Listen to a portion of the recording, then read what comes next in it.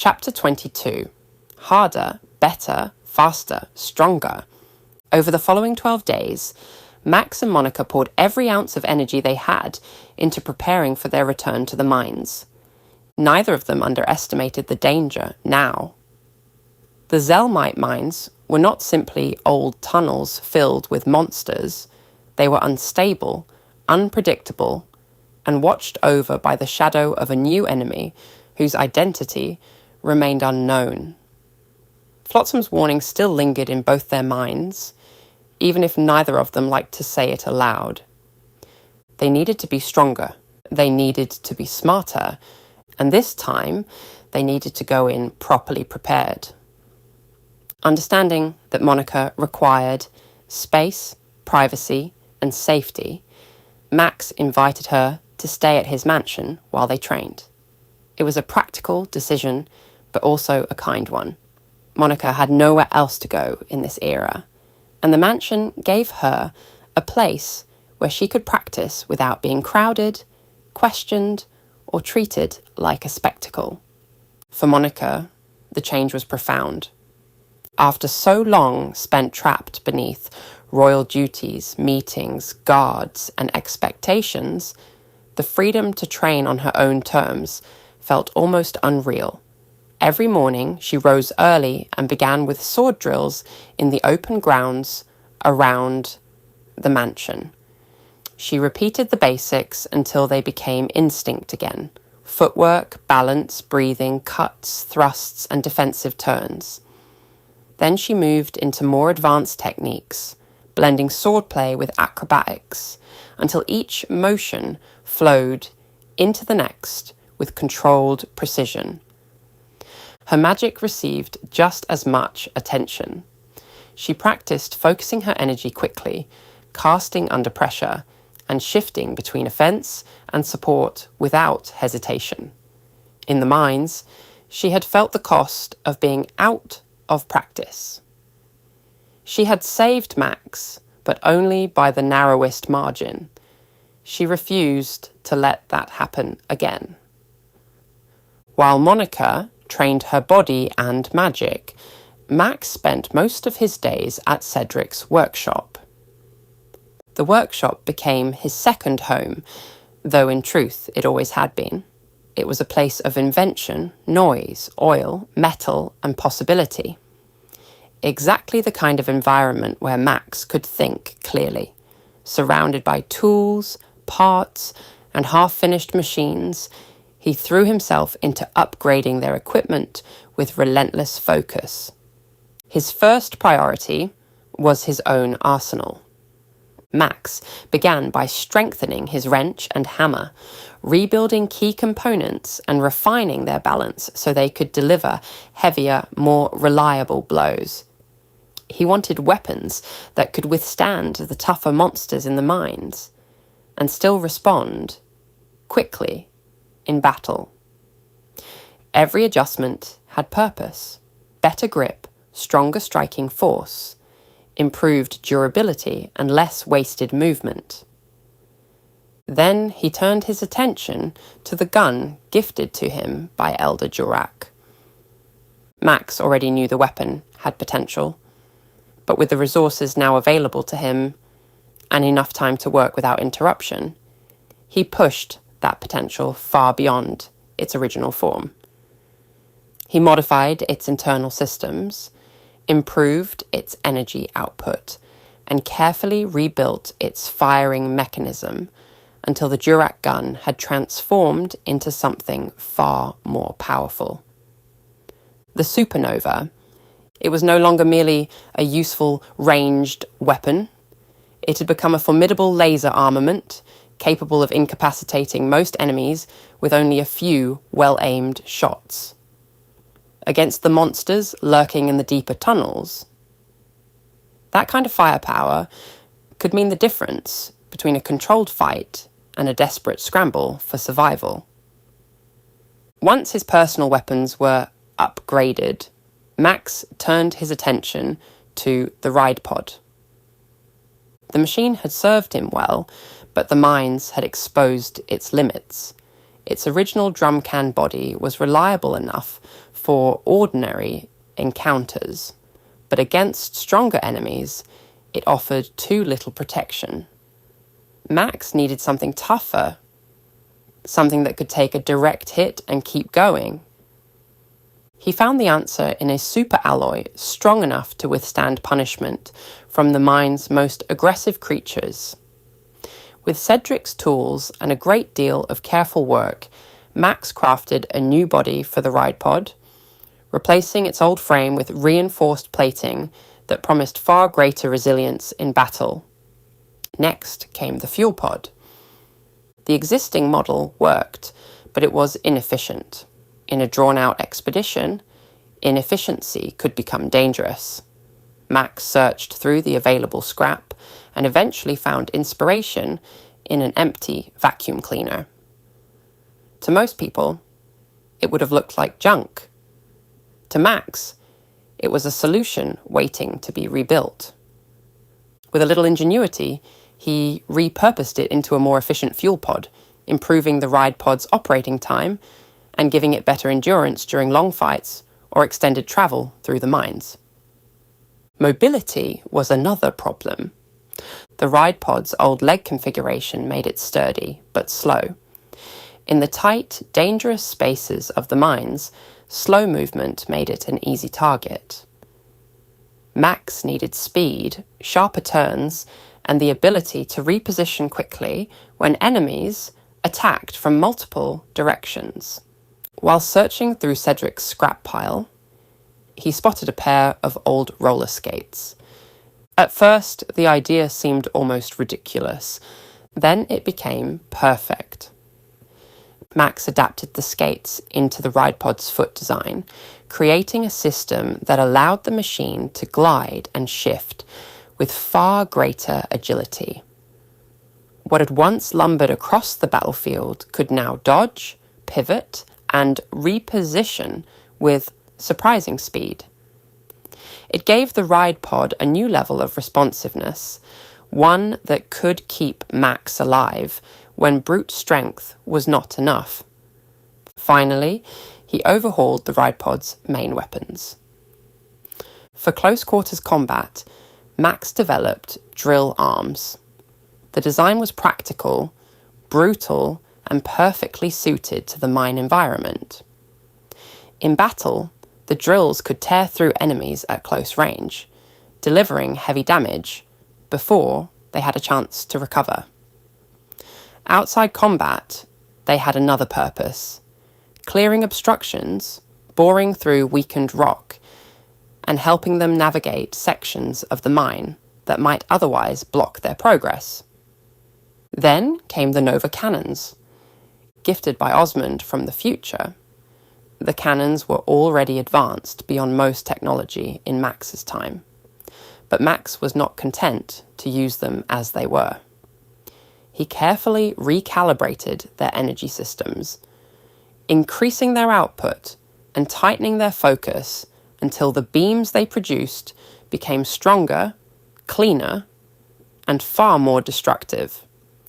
The upgraded Nova cannons gave the ride pod a devastating long-range option. Where the drill arms allowed it to dominate enemies up close, the cannons allowed Max to control the battlefield from a distance, striking dangerous targets before they could close in. By the 8th day, Cedric had seen enough to grow concerned. Max had barely left the workshop. He ate quickly, slept little, and worked with a level of intensity that even Cedric, who admired dedication, found troubling. The boy's commitment was impressive, but it was beginning to look less like preparation and more like obsession. Cedric watched him for a while as Max adjusted another component on the ride pod's arm assembly. Sparks flickered from the workbench, and the air smelled of heated metal. "You've been here for the last 8 days, Max," Cedric remarked, his voice laced with worry. "Don't you think you should take a breather? Perhaps spend some time with Monica?" Max did not answer immediately. His eyes remained fixed on the mechanism in front of him, his hands steady as he tightened one last piece into place. "I'm doing all of this because of her, Cedric," he said. "Not just for her, but for everyone in Palm Brinks. This is our opportunity to give them a life beyond these walls, to help build a brighter future." There was no arrogance in his voice, no childish excitement, only conviction. Max finally turned to face him, grease smudged across his cheek and exhaustion visible beneath his determination. "Rest assured, once we've successfully restored the railway, I'll finally allow myself a substantial break." Cedric's expression softened, though a shadow of old sorrow crossed his face. He understood that kind of promise. Too well, perhaps. He had once believed there would always be time later. Time to rest, time to speak honestly, time to be with the people who mattered. But life had taught him, cruelly, that later was never guaranteed. "Just make sure you always find time for those who matter most, Max. I learned that lesson the hard way after losing those close to me." The words settled heavily between them. Cedric did not need to say more. His warning carried the weight of experience, of grief, and of regrets he could not undo. He admired Max's desire to help Palm Brinks, and he understood why the railway mattered. But duty, no matter how noble, could become a cage if it swallowed everything else. With that, Cedric left the thought hanging in the warm, oil-scented air of the workshop. Max turned back to the ride pod, but his mentor's words stayed with him. For all the machines he could build and all the weapons he could improve, there were some things that could not be repaired once broken. Duty mattered. The future mattered. But so did Monica, and perhaps, before they returned to the mines, Max needed to remember that preparation was not only about weapons, armor, and strategy. Sometimes it was about the people standing beside you. As Max immersed himself in the meticulous upgrades of the ride pod, Monica dedicated her time to mastering her sword skills on the expanse of lawn in front of Max's mansion. The absence of her full arsenal from the future posed no setback to her routine. Max, acting as the custodian of her swords, had plans to display them within his home as tokens of their adventures together. Among these, Monica favoured the Serpent Slicer, a remarkable blade bestowed upon her by Crest following the restoration of Balance Valley. To aid Monica's training, Max had set up several training dummies around the property, each serving as a mock adversary for her to refine her techniques against. Despite her skill with a sword, Monica refused to let herself grow complacent. Every day, she trained with the same intensity as someone still trying to prove herself. To anyone watching, it might have seemed unnecessary. Her swordsmanship was already exceptional.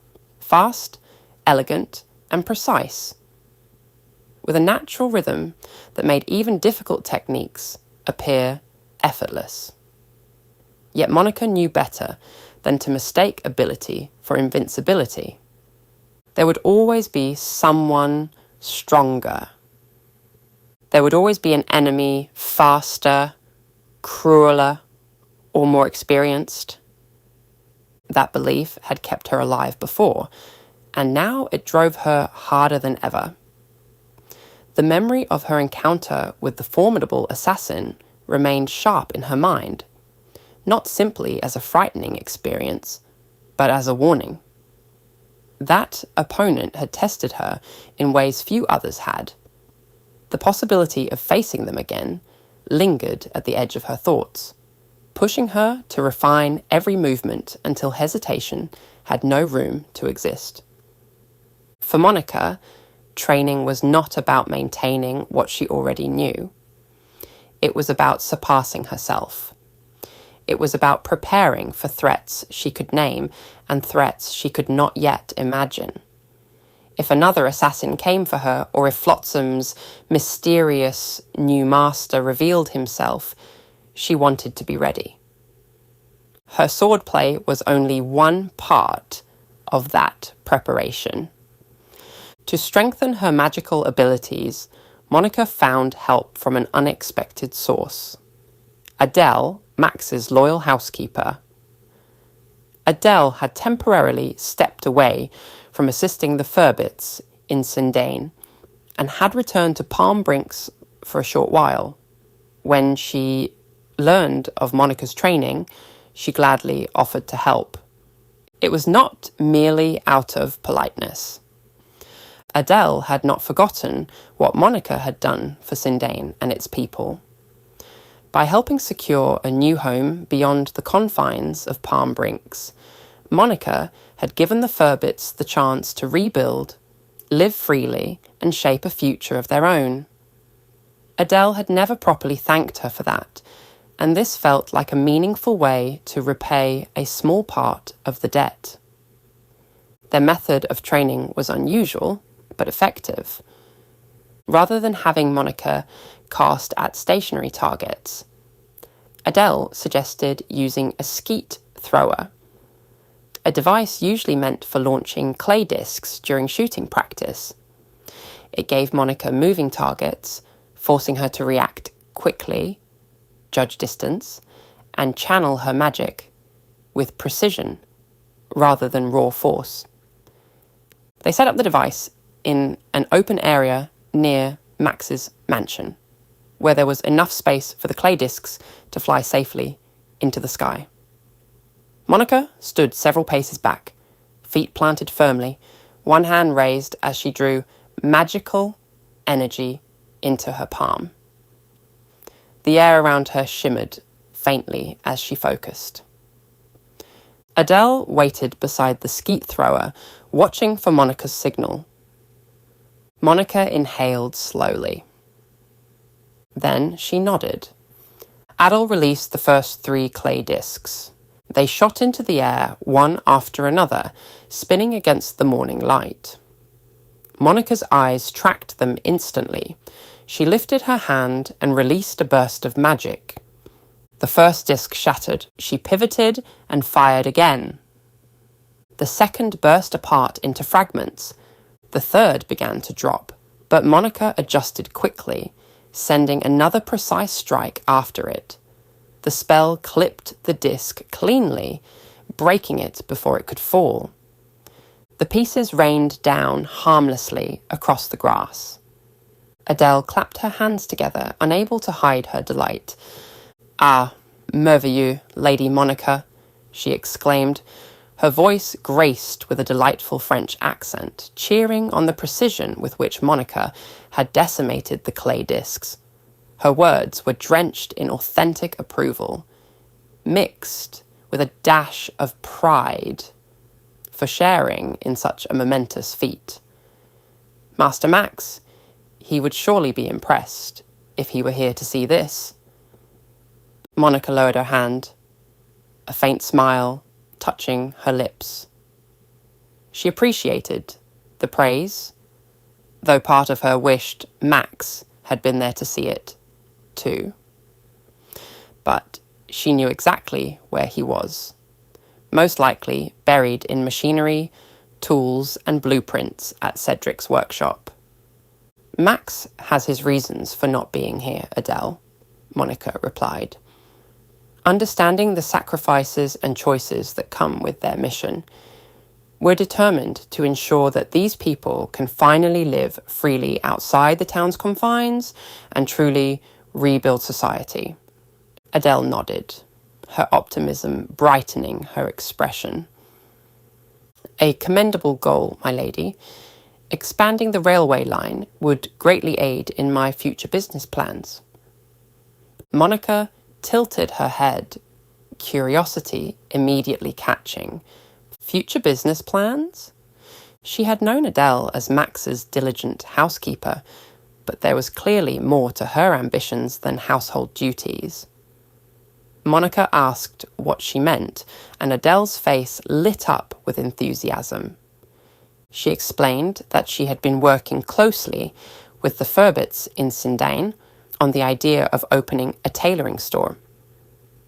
It would not be the kind of exclusive establishment that served only nobles, royals, or the wealthy. Adele wanted to create clothing that ordinary people could afford and enjoy.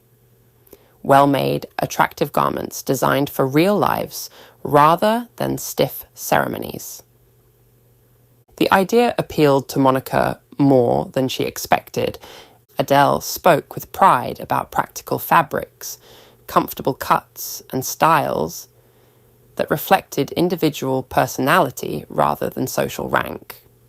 She wanted to design clothes that could suit workers, travellers, shopkeepers, young women, children, and anyone trying to build a new life outside the old boundaries of Palm Brinks.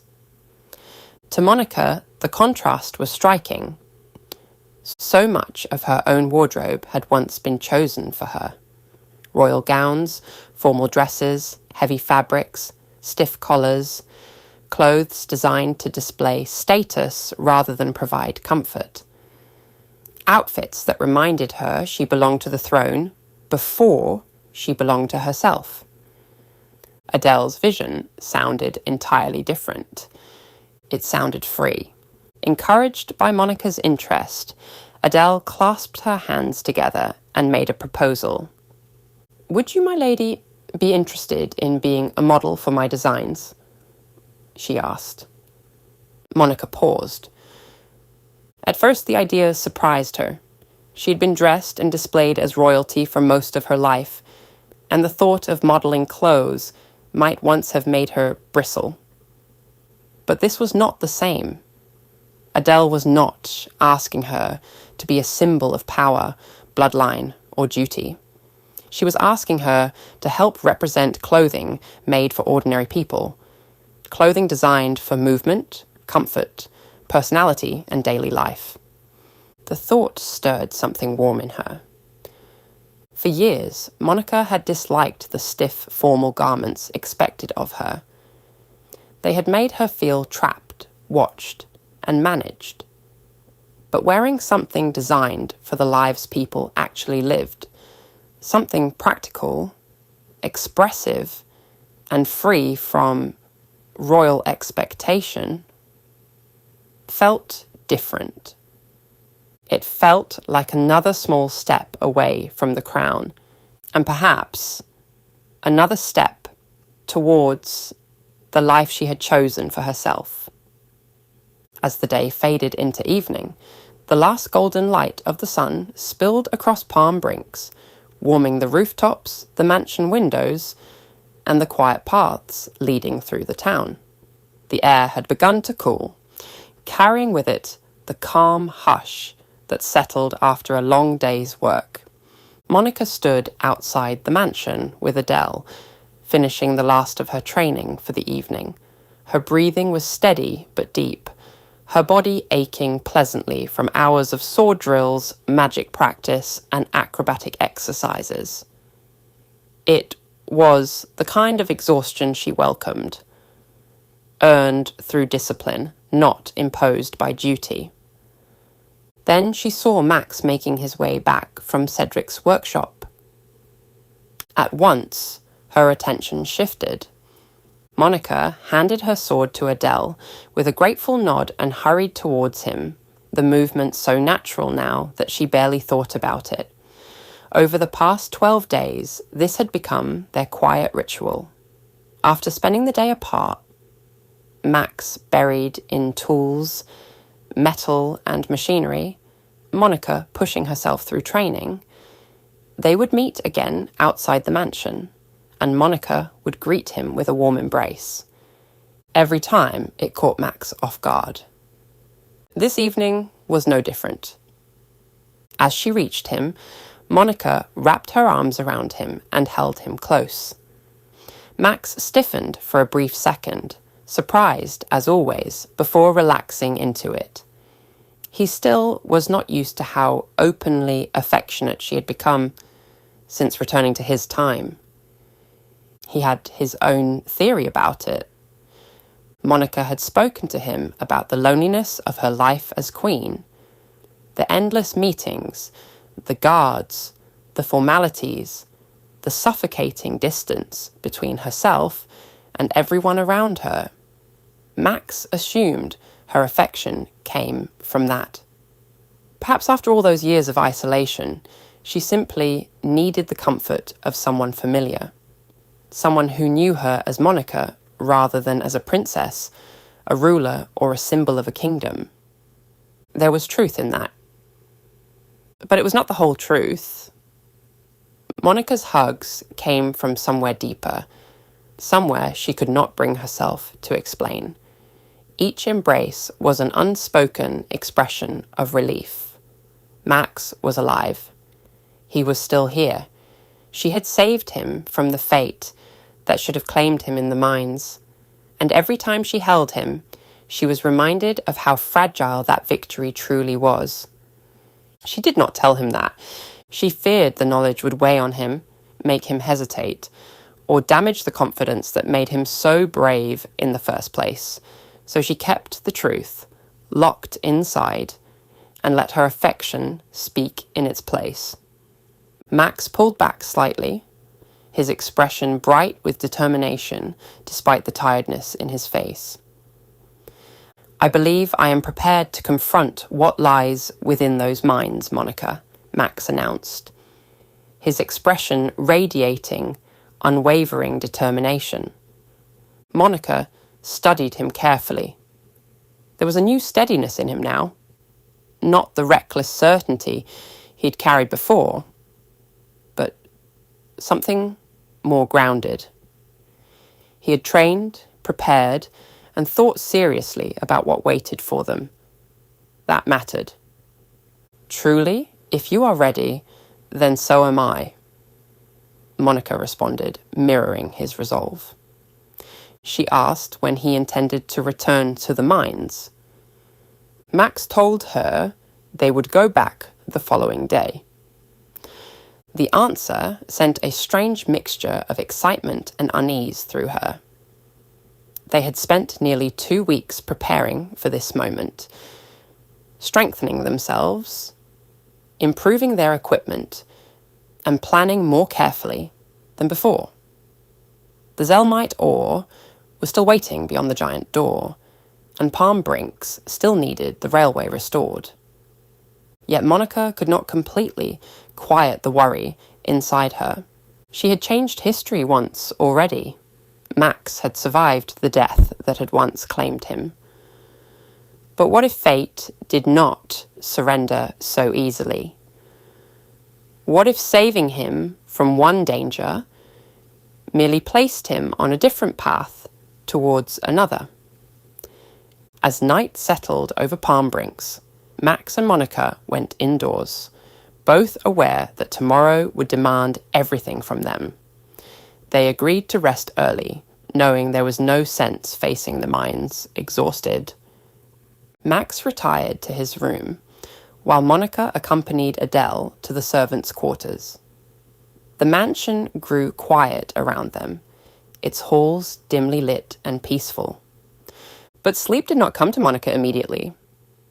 Lying in bed, she stared into the darkness, listening to the soft stillness of the house. Part of her was eager for the challenge ahead. She wanted to finish what they had started, retrieve the Zelmite and help Palm Brinks take its first steps beyond the walls. She wanted to prove that their preparation had been worth it. But beneath that anticipation lingered a shadow of fear. She had saved Max from a fate she knew.